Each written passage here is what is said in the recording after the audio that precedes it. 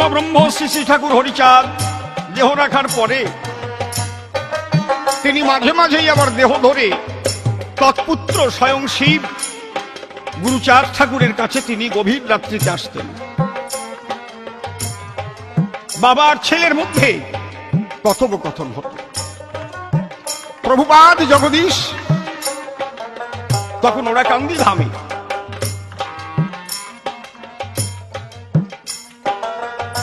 প্রভুপাদ জগদীশ আমার তিনি সারা জীবন কর্মবিদ। কোথাও গেলে তিনি বসে থেকে কারো বাড়িতে অন্ন গ্রহণ করতেন না। যাবার সঙ্গে সঙ্গে নিজে কর্ম করে সবাইকে কর্মে ব্রতী করতেন, যদিও ভক্তগণ তাকে কর্ম করতে দিত না। ওরা কান্দি ধামে গিয়ে নিজে সবচাইতে নিকৃষ্ট কাজ, সেই কাজ মাথায় নিয়ে কোথায় গোয়াল ঘরে গোবর পরিষ্কার করবে, কোথায় উঠান ঝাড় দেবে, এইসব কাজ করে।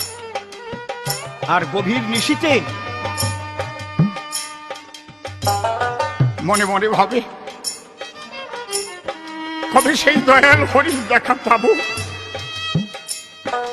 আবার এই জনম কি বিফলে যাবে।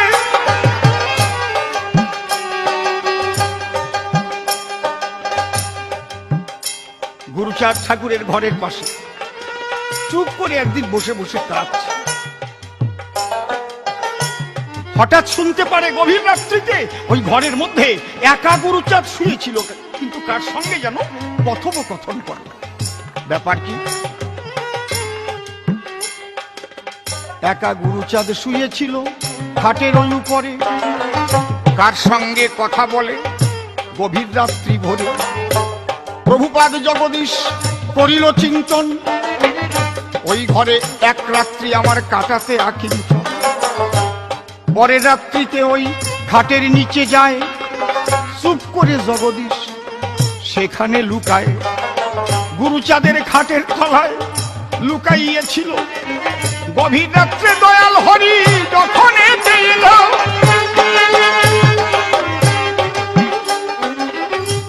হরিচাঁদ দেখে বলছে, অগুরুচাঁদ বাবা, আমি যে তোর ঘরে যাব কথা বলবো, তোর খাটের নিচে একজন চোর শুয়ে আছে, লুকিয়ে আছে।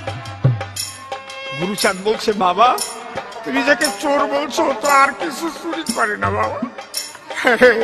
হরি প্রেম কৃষ্ণ প্রেম চুরি করে না, আমার ওই জগদীশ তাই তো ছুটে আসে।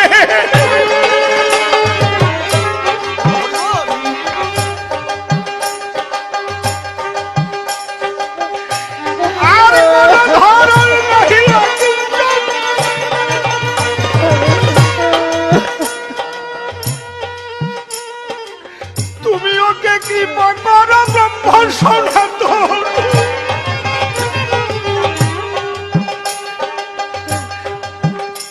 বাবা, ও তো আর কিছু চাই না বাবা, ও তো কৃষ্ণ প্রেমধন চায়, হরি প্রেমধন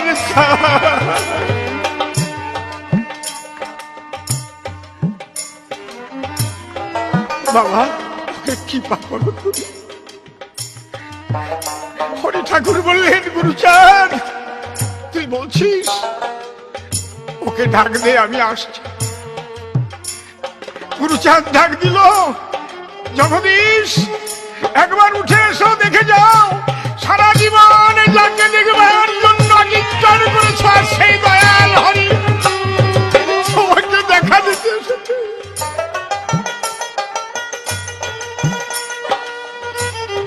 খাটের নিচে থেকে জগদীশ উঠে এলো।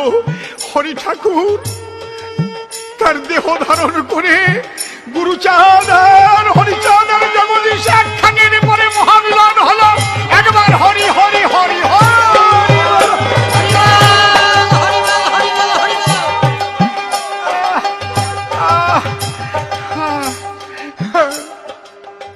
চরণ ধরে আমার জগদীশ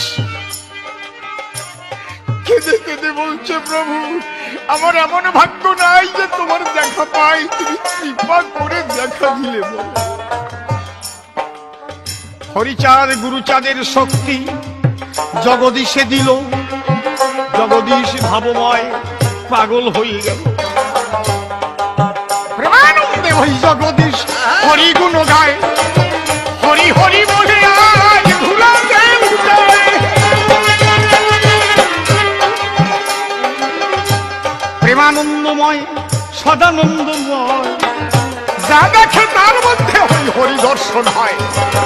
আকাশে বাতাসে দেখে হরি সর্বময়, ভাবা বেগে তাই হরি গুণ গায়। জগদীশ বলে আমার মনে আছে ভাবো, এবার কেন্দুয়া গিয়ে আমি বারণে মিলাবো। গুরুচাঁদ ঠাকুর তখন করল তাকে মানা, আলাদা বারণী তুমি মিলাতে যেও। জগদীশ আলাদা ভাবে বারুনি মিলাইও না, তাহলে মতুয়াদের মধ্যে একটা ভাগাভাগি হয়ে যাবে। তুমি এমন একটা কাজ করো চিরস্মরণীয় হয়ে থাকবে। কি কাজ? বলে দেখো আমার বাবা যে প্রেম নিয়ে এসেছে সে প্রেম অহৈতুকী প্রেম, অকামনা প্রেম, ব্রজ প্রেম। ওই প্রেম সবাই বুঝতে পারে না। মায়াবদ্ধ জীব যারা নিজের সুখের জন্য আসে, তারা কারো রোগ ব্যাধি, কারো অর্থের প্রয়োজন। তুমি একটা কাজ করো, কি এই ওরাকান্ত ধামে একটা কামনার সাগর করো। হাজার হাজার নারী নরে সেই কামনার সাগরে স্নান করে তারা ইহকাল পরকালের সকল ধন প্রাপ্ত হবে বারুণী স্নানের ভিতরে। ওটা কামনা সাগর। যদি পার্থিব জগতের কিছু সেখানে কেউ চায় তাও পাবে, আর যদি কেউ হরি প্রেম ধন চায়, কৃষ্ণ প্রেম ধন চায়, তাও পাবে। জগদীশ বলছে এর চাইতে আর ভালো কথা হয় না। কই কই ভক্তগণ তোমরা ছুটে এসো। বাবা গুরুচাঁদের আদেশে জগদীশ কোদাল হাতে নিল, নিজে গিয়ে আগে মাটিতে কোপ দিল। হাজার হাজার ভক্ত এসে কামনা সাগর করে, প্রেমানন্দে হরি হরি বলো ভক্ত ভক্ত নারী নরে। আজও সেই কামনা সাগর ওরা কান্দি নয়, যে যা কামনা করে তাই সে পায়। তাই আমার অশ্বিনী তার হরি সঙ্গীতের মধ্যে লিখেছে, জগদীশ গুণনিধি করিল কামনা নদী। বাবা অচলগিরি, তুমি প্রভু জগদীশকে সামান্য ভেবো না বাবা। আমি তার জন্য যে জগদীশ তলা করেছি শুধু শুধু না বাবা। আমার জীবন ধন যা কিছু ওই জগদীশের পায় পায়। আমার গুরু ধরে আমাকে তারই হাতে দেয়, তার কাছে গিয়ে আমি সকল কিছু পাই। সে ছাড়া চেয়ে দেখো আর তো কেহ নাই। তুমি বললেই জগদীশের মাহাত্ম্য। আজ একটা বিশেষ কথা বলতে হয়, না বললেই নয়। আমি সুখ ও হরির ভূমিকায় দাঁড়িয়েছি সবাই। মূলত আমি অসীম সরকার। আজ এখানে আমার জন্মদাতা পিতা উপস্থিত রয়েছে। ওই জগদীশ গোসাইয়ের আশীর্বাদে, তার বাক্য বিজয়ী আমার বাবার জন্ম হয়েছে। আমার ঠাকুর দাদা কঠিন শীতের মধ্যে ভোরবেলায় বসে বসে তিনি হিসেব করছিলেন। এমন সময় ভোরবেলায় একদম উলঙ্গ হয়ে এসে দ্বারদেশে দাঁড়িয়ে আমার ঠাকুর দাদা, আমি অসীম হয়ে বলছি, যোগেন্দ্রনাথ বিশ্বাস, তাকে বলছে, এই তোর হিসাব মোর কাছে, মোর হিসাব তোর কাছে, মোর সাথে তুই যাইতে রস। আমার ঠাকুর দাদা তার মাকে ডেকে বললেন, মা আমার ডাক এসেছে, গোসাই আমাকে ডাক দিয়েছে, আমি আর ঘরে রইব না।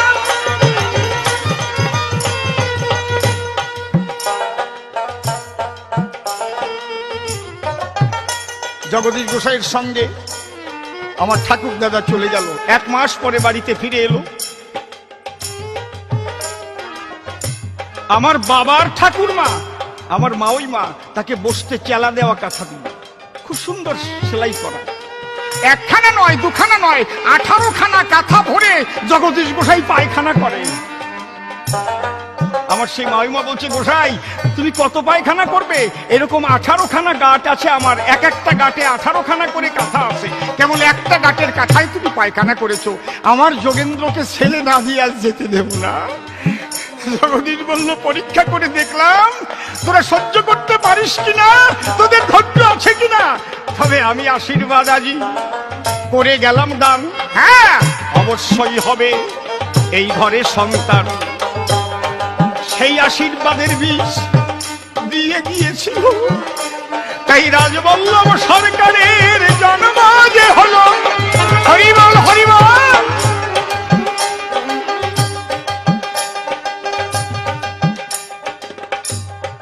আমার প্রভুপাদ জগদীশ বর্তমান আমরা দেখেছি পৈতা গলায় নিলেই সে ব্রাহ্মণ হয়ে যায়। তিনি দেখিয়ে গিয়েছিলেন প্রকৃত ব্রাহ্মণ হতে গেলে, ব্রহ্মত্ব না জাগলে সে ব্রাহ্মণ নয়।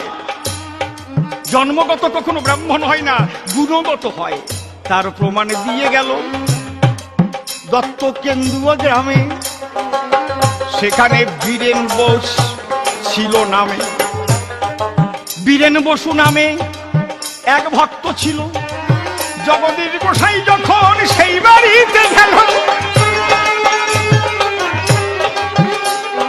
দেখি জন্ম নিয়েছে তো এই গোসাই ব্রাহ্মণের কুলে, তার মুখ দিয়ে আগুন জ্বলে কিনা জ্বলে। দেখে বলছে, গোসাই আজকে দয়া করে আমাদের এই গৃহে আপনি রান্না করে আজ কিছু আপনিও সেবা করবেন, আমরাও প্রসাদ পাবো। দে বাবা, তাহলে সবকিছু জোগাড় করেছে। আরে বলি সবার ঠাই, রান্না করবার জন্য কোনো আগুন তো দেয় নাই, হাতা খুন্তি দেয় নাই তারে, শোনেন দিয়ে মন জগদীশ দিয়েছে এবার করিতে রন্ধন। হাতা দেয় নাই, খুন্তি দেয় নাই, আগুন দেয় নাই। জগদীশ গোসাই তখন খড় হাতে নিল, খুবই ধপ করে আগুনও জ্বালাল। ভাত রান্না করেছে, হাতা খুন্তি নাই, হাত দিয়ে গরম ভাতে নাড়িতেছে ভাই। হাত দিয়েই কড়াইয়ের ভিতরে নাড়াচাড়া করে। ওই দৃশ্য বাড়ির মালিক দেখিবারে পারে। অমনি গিয়ে পড়লো বাবা জগদীশের পায়, আমি ভুল করেছি, তুমি প্রভু ক্ষমা দেও আমায়। বলে, না তুই ভুল করিস। কিসের ভুল? তুই ঠিকই করেছিস। গুরু করতে গেলে পরীক্ষা করেই করা উচিত রে। সাধুকে চিনতে গেলে পরীক্ষা করতে হয়। বিবেকানন্দ তো পরীক্ষা করেছিল রামকৃষ্ণ ঠাকুরকে, তাতে অসুবিধা কিসে? দেখিয়ে দিল আজও কলিযুগে খাঁটি ব্রাহ্মণ আছে, সে শুধু জন্মগত নয়, সাধনার দ্বারাই হতে পারে। বাবা অচলগিরি, কেন আমি যে জগদীশ জগদীশ করি রে বাবা, তার একটা কথা তুমি শোনো দিয়ে মন। তন্ত্র মন্ত্র ওই জগদীশ করেছে বর্জন। জগদীশ ডেকে বলেছে, ভক্তগণের ঠাই শুধু হরিনাম করো, তন্ত্র মন্ত্রের কোনো দরকার নাই। বরিশাল জেলার কচুবুনিয়া কালাচাঁদ হালদার, কালাচাঁদ কবিরাজ, সে তন্ত্র মন্ত্র এই দিয়েই তার সমস্ত কিছু, খুব নাম হয়ে গেছে। জগদীশ গোসাই আগে দিন জ্বরের ভান করে উঠল গিয়ে তখন ওই কবিরাজের ঘরে। ডাক দিয়ে বলে, ওই কবিরাজের ঠাই কঠিন জ্বরের জন্য আজ আমি মরে যাই। তুমি আমায় দয়া করো, আমার বাবার নাম কালাচাঁদ হয়, তুমিও আমার বাবা বটে, দিলাম পরিচয়। কালাচাঁদ ফকির খুব আনন্দ পেল, জগদীশকে ঝাড়ফুঁক করিতে লাগিল। জল পড়া দেয়, ফু দেয় গায়ে, ও জানে না কে এসেছে। জগদীশ গোসাই জ্বর সারার ভান করিতেছে, জ্বর সরে গেছে তোমার ঝাড়ফুঁকের দ্বারায়। এই বলে জগদীশ লইল বিদায়। ওর যা ছিল তন্ত্র মন্ত্র সব জগদীশ নিয়ে গেল। এখন যারা রুগী পত্র ওই বাড়িতে ছিল,